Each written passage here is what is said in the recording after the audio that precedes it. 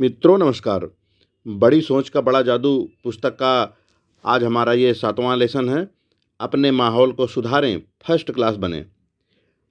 और हमारा भाग नंबर है 23वां। लेखक कहते हैं, आपका दिमाग एक अद्भुत मशीन है। जब आपका दिमाग एक तरीके से सोचता है, एक तरीके से काम करता है, तो यह आपको असाधारण सफलता के रास्ते पर आगे ले जाता है। परंतु वही दिमाग जब दूसरे तरीके से काम करता है, तो यह आपको पूरी तरह असफल करा सकता है। मस्तिष्क पूरी सृष्टि में सबसे नाजुक, सबसे संवेदनशील यंत्र है।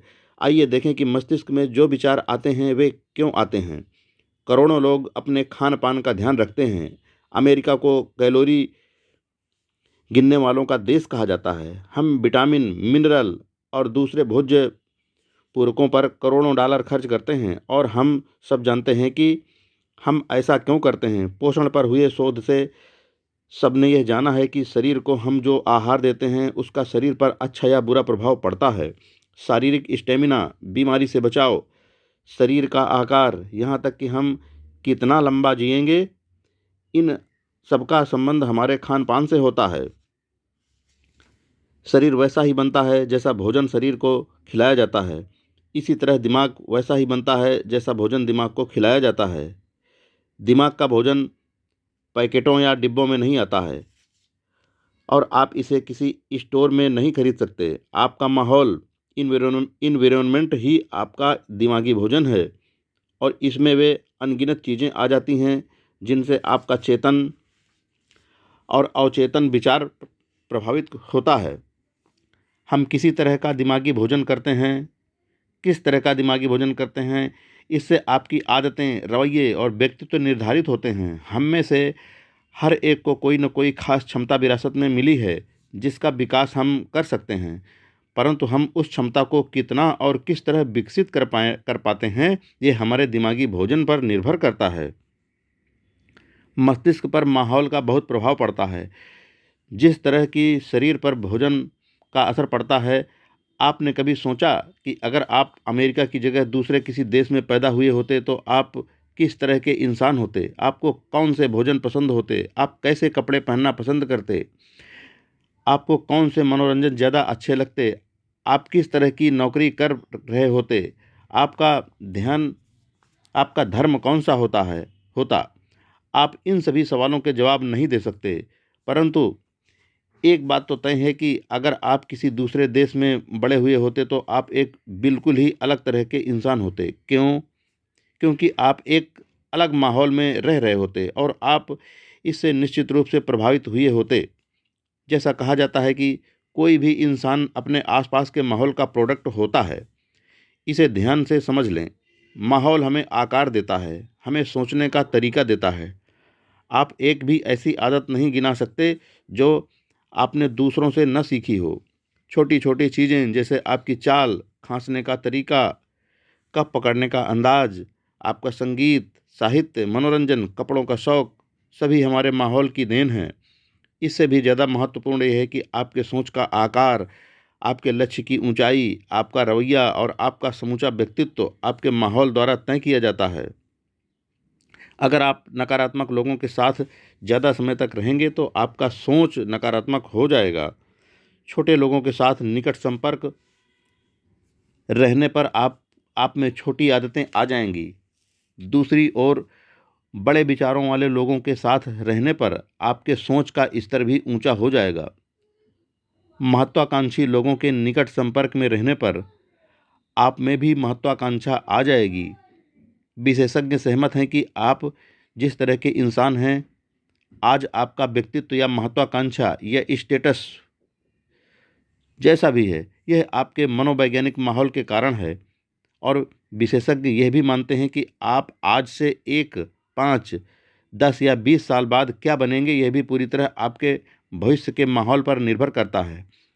आप महीनों और सालों तक बदलते रहेंगे, हम इतना तो जानते ही हैं, परंतु आप किस तरह बदलेंगे, यह आपके भावी माहौल पर निर्भर करता है।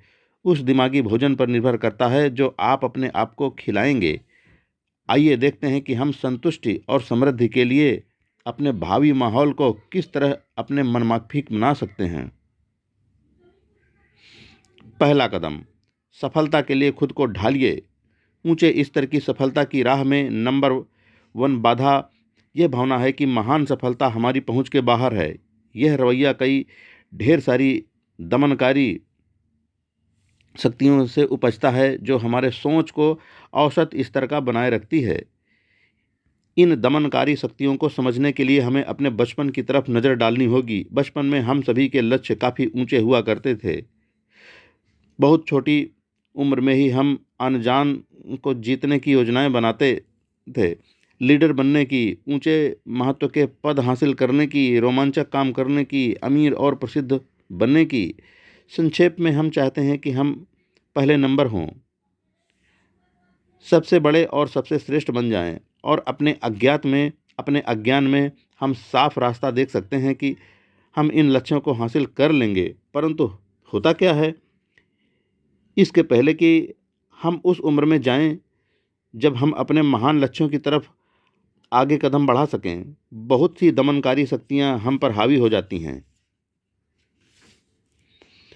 हर तरफ से हम सुनते हैं सपने देखना मूर्खता है, और यह कि हमारे विचार अव्यावहारिक, मूर्खतापूर्ण, नादानी भरे या बकवास हैं। कि सफल होने के लिए आपके पास ढेर सारा पैसा होना चाहिए। कि आप सफल तभी हो सकते हैं जब या तो आपकी किस्मत अच्छी हो, या फिर आपके बहुत से महत्वपूर्ण दोस्त हों, या आप अभी ज़्यादा बूढ़े या ज़्यादा युवा हैं। आप आगे नहीं बढ़ सकते, इसलिए कोशिश करने से कोई फ़ायदा नहीं है। नहीं वाला प्रचार आपके दिमाग पर बमबारी करके उसे ध्वस्त कर देता है, और इसका परिणाम यह होता है कि ज़्यादातर लोगों को 3 समूहों में बांटा जा सकता है। पहला समूह, जिन्होंने पूरी तरह घुटने टेक दिए हैं। ज़्यादातर लोग अंदर से यह मान चुके हैं कि उनके पास आवश्यक योग्यता नहीं है। असली सफलता, असली उपलब्धि दूसरों के लिए है, जो किसी मायने में आपसे ज़्यादा भाग्यवान या तकदीर वाले हैं। आप ऐसे लोगों को आसानी से पहचान सकते हैं, क्योंकि वे काफ़ी देर तक आपको यह समझाते हैं कि वे अपने जीवन से क्यों संतुष्ट हैं और वे सचमुच कितने खुश हैं। एक बहुत बुद्धिमान व्यक्ति है जिसकी उम्र 32 साल है। उसने अपने आप को एक सुरक्षित परंतु औसत नौकरी के पिंजरे में कैद कर लिया है, और कुछ समय पहले उसने मुझे घंटों तक यह समझाया कि वह अपने काम से पूरी तरह संतुष्ट है। उसने तर्क दिए, बड़े बड़े और अच्छे तर्क दिए, परंतु वह जानता था कि यह हकीकत नहीं है। दरअसल वह चाहता तो यह था कि उसे भी चुनौतीपूर्ण स्थितियां मिलें, जिनका सफलतापूर्वक सामना करके वह आगे बढ़ सके और अपनी क्षमताओं को विकसित कर सके। परंतु दमनकारी शक्तियों की बहुतायत के कारण उसे इस बात का विश्वास हो चला था कि वह बड़े काम करने के काबिल नहीं है। यह समूह वास्तव में उस नौकरी बदलने वाले समूह का ठीक उल्टा है, जो अपनी हर नौकरी से असंतुष्ट रहता है और लगातार नौकरियां बदलता रहता है। अपने आप को किसी खोल में बंद कर लेना, जिसे एक ऐसी कब्र कहा गया है जिसके दोनों सिरे खुले हैं, भी उतना ही बुरा हो सकता है जितना कि बिना लक्ष्य के इधर उधर भटकना, यह आशा करना कि अवसर कहीं आकर आपसे टकरा जाएगा।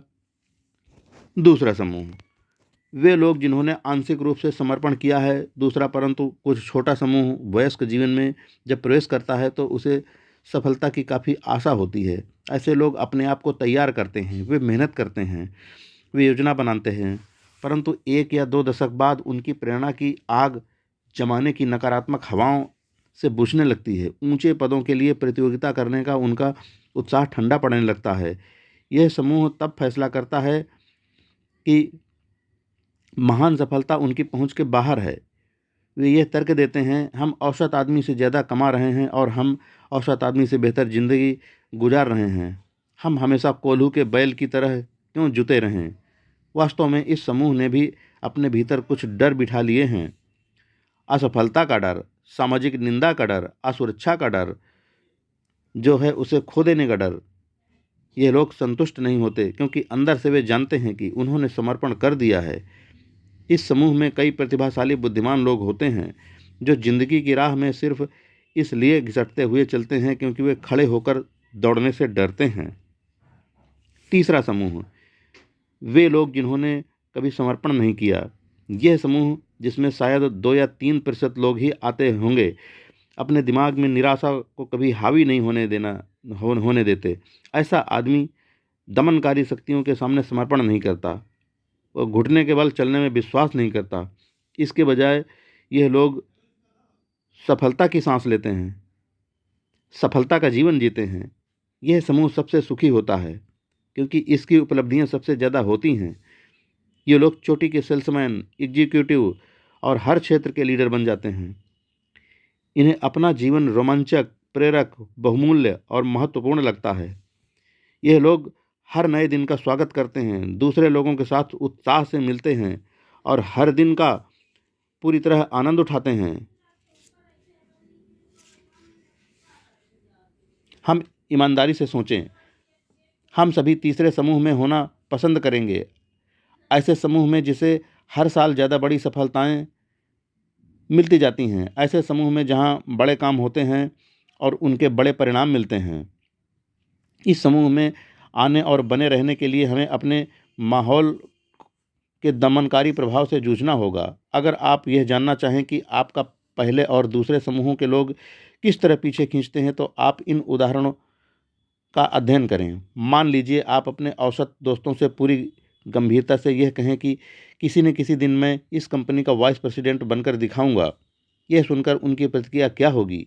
आपके दोस्त शायद यह सोचेंगे कि आप मजाक कर रहे हैं, और अगर उन्हें यकीन हो जाए कि आप गंभीर हैं तो शायद वे यह कहेंगे, नादान आदमी, तुम्हें कभी ज़िंदगी में बहुत कुछ सीखना है, तुम्हें अभी ज़िंदगी में बहुत कुछ सीखना है। आपकी पीठ पीछे वे तो यहाँ तक कहेंगे कि आपके दिमाग के पेंच ढीले हो गए हैं या आपका दिमाग खिसक गया है। अब यह मान लें कि आप अपनी कंपनी के प्रेसिडेंट से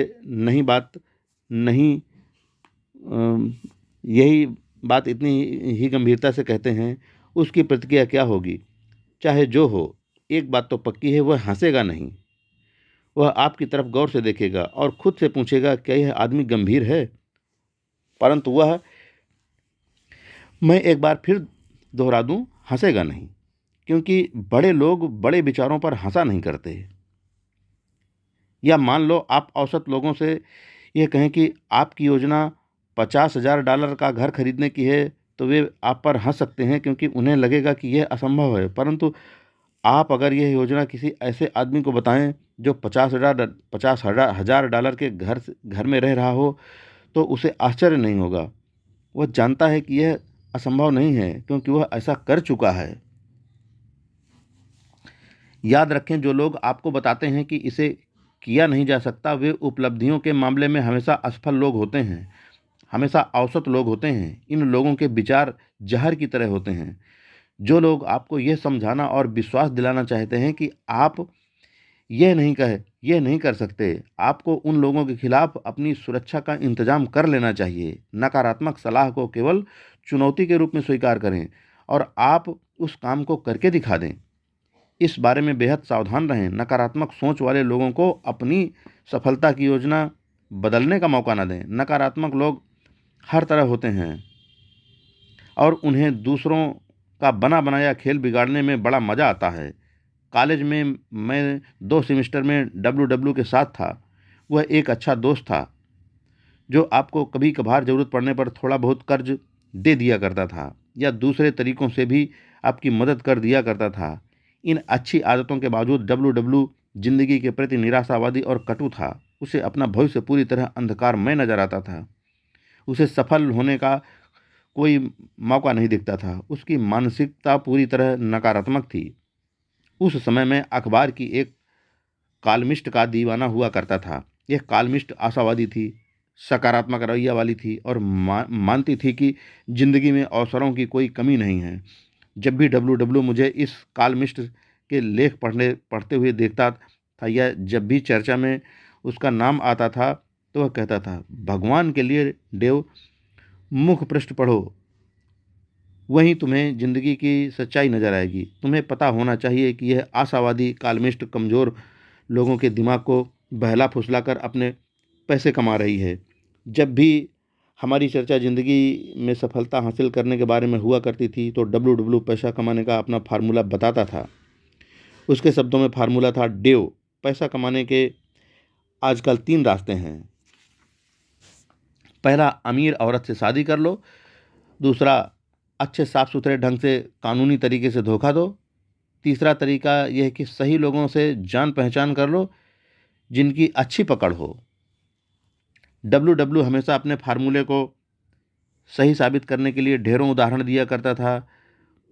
मुख्य पृष्ठ पर छपी खबरों का हवाला देते हुए वह बताता था कि हजारों लेबर लीडर्स में से एक लीडर ने अपनी यूनियन के पैसे का गबन किया और रफू चक्कर हो गया। वह उस दुर्लभ खबर की तलाश भी किया करता था कि किस तरह एक फल बेचने वाले ने करोड़पति लड़की से शादी कर ली, और वह एक ऐसे आदमी को जानता था जिसका परिचित एक बड़े आदमी का परिचित था, और इस कारण उसे एक बड़ा मौका हाथ लग गया और वह अमीर बन गया। डब्ल्यू मुझसे कई साल बड़ा था और उसे इंजीनियरिंग की कक्षाओं में अच्छे नंबर मिला करते थे। मैं उसे बड़े भाई की तरह मानता था। मैं इस बात के बहुत करीब आ गया था कि अपने मूलभूत विश्वासों पर उसकी विचारधारा को हावी हो जाने दूं और अपनी नकारात्मक विचारधारा को उसकी नकारात्मक विचारधारा से प्रभावित हो जाने दूं। सौभाग्य से एक शाम डब्ल्यू ने से लंबी चर्चा के बाद मैंने खुद को संभाला। मुझे यह एहसास हुआ कि मैं असफलता की आवाज़ सुन रहा था। मुझे यह लगा कि डब्ल्यू मुझे नहीं समझा रहा है, बल्कि अपने आप को तसल्ली दे रहा है कि उसका सोच सही है। उसके बाद मैं डब्ल्यू को एक नए अंदाज में देखने लगा, जैसे कोई वैज्ञानिक प्रयोग करते समय किसी चूहे को देखता है। उसकी बातों को मानने के बजाय मैंने उसका अध्ययन शुरू किया। मैं यह समझने की कोशिश कर रहा था कि उसकी ऐसी विचारधारा क्यों थी और उसका यह नकारात्मक सोच उसे कहाँ ले जाएगा। मैंने अपने नकारात्मक दोस्त को एक व्यक्तिगत प्रयोग में बदल लिया। मैं डब्ल्यू से 11 साल से नहीं मिला, परंतु मेरा एक दोस्त उससे कुछ महीने पहले ही मिला था। डब्ल्यू वाशिंगटन में एक कम तनख्वाह वाला ड्राफ्टमैन है। मैंने अपने मित्र से पूछा कि क्या डब्ल्यू में कोई बदलाव आया है। नहीं, अगर कोई बदलाव आया है तो सिर्फ यही कि वह पहले से ज़्यादा नकारात्मक हो गया है। वह ज़िंदगी में बहुत सारी कठिनाइयाँ झेल रहा है। उसके 4 बच्चे हैं और उसकी कम तनख्वाह में उनका ठीक से गुजारा नहीं हो पाता। डब्ल्यू में इतना दिमाग है कि वह इससे 5 गुना ज़्यादा कमा सकता है, परंतु उसे यह नहीं मालूम कि इस दिमाग का किस तरह उपयोग किया जाए। नकारात्मक लोग हर जगह होते हैं। कुछ नकारात्मक लोग, जैसा मेरा दोस्त डब्ल्यू था, दिल के साफ होते हैं और आपका भला करना चाहते हैं, परंतु कई नकारात्मक लोग आपसे जलते हैं क्योंकि वे खुद ज़िंदगी की दौड़ में पीछे रह गए हैं, इसलिए वे आपको भी गिराना चाहते हैं। वे खुद को अयोग्य समझते हैं, इसलिए वे आपको भी अपनी तरह अयोग्य औसत बनाना चाहते हैं। मित्रों, आज का हमारा भाग यहीं पर पूरा होता है। दोस्तों, जय हिंद।